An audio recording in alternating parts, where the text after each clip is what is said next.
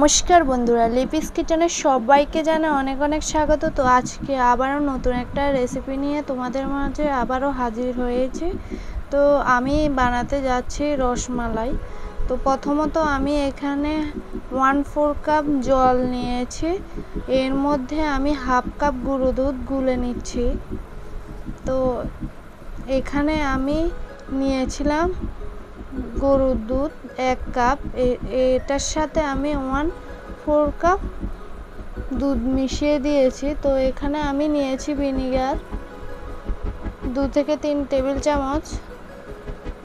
তো ভিনিগারটা আমি দুধটা যখন বলক আসবে তখন আমি এর মধ্যে দিয়ে দেব ছানা কাটানোর জন্য।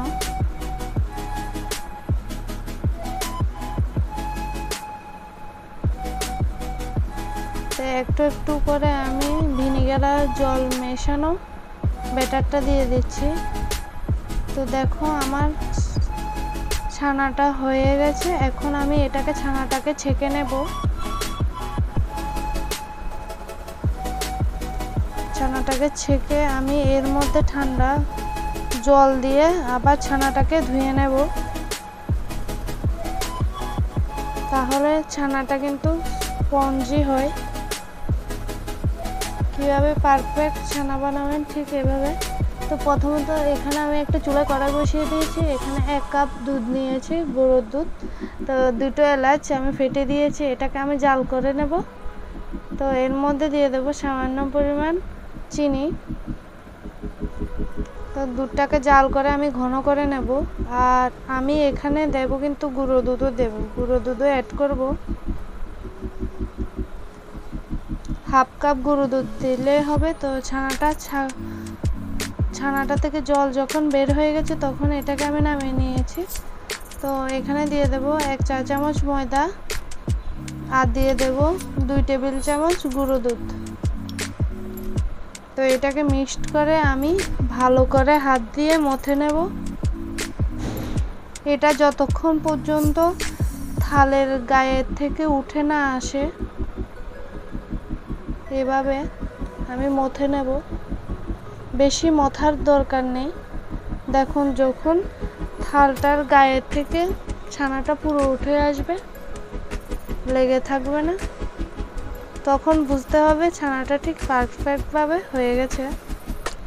তো এখন আমি ছোটো ছোটো সাইজ করে বল করে নেব, লম্বা সাইজ করে নেব। হাত দিয়ে এভাবে গোল গোল করে একটু লম্বা শেপ দিয়ে দেব। তো এভাবে একটা একটা করে আমি বানিয়ে নেব। এভাবে হাত দিয়ে আমি লম্বা সাইজ করে নিতে পারো, তোমরা চাইলে গোল করেও নিতে পারো।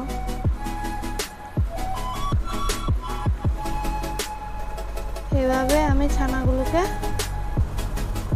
ছোট ছোট সাইজ করে নেব। তো এখানে একটা প্যানে আমি জল দিয়ে দিয়েছি 2 কাপ। তো দিয়ে দেব হাফ কাপ চিনি। চিনিটা দিয়ে বলক আসা পর্যন্ত অপেক্ষা করতে হবে। যখন জলটা বলক আসবে তখন আমি ছানার যে রসগোল্লা বানানো মিষ্টিগুলি আমি জলের মধ্যে দিয়ে দেব। তো আমি কিন্তু জালটা বাড়িয়ে রেখেছি। মিষ্টিগুলো প্রায় হয়ে এসেছে। কিভাবে বুঝবেন মিষ্টিগুলো হয়ে গেছে? একটা মিষ্টি তুলে আপনি বাটির ভিতরে একটু সামান্য পরিমাণ জল দিয়ে মিষ্টিটা ছেড়ে দেবেন। মিষ্টিটা যদি উপরের দিকে ভেসে ওঠে তাহলে মনে করবেন হয়েছে না। তাহলে আর যখন মিষ্টিটা ডুবে থাকবে তখন মনে করবেন মিষ্টিটা হয়ে গেছে। তো এর মাঝে দুধটা বসিয়ে আমি দুধটাকে হালকা ঘন করে নেব। দুধটা যখন ঘন হয়ে আসবে, মিষ্টিগুলো আমি ছেঁকে রেখেছিলাম, তো এর মধ্যে মিষ্টিগুলো অ্যাড করব। এভাবে দিয়ে দেব। দেখো খুবই সুন্দর মিষ্টিগুলো হয়েছে। তো এভাবে বাড়িতে একবার ট্রাই করে দেখতে পারেন। আপনাদের যদি আমার এই রেসিপিটা ভালো লাগে তাহলে আমার চ্যানেলটিকে লাইক এবং সাবস্ক্রাইব করতে একদম ভুলবেন না।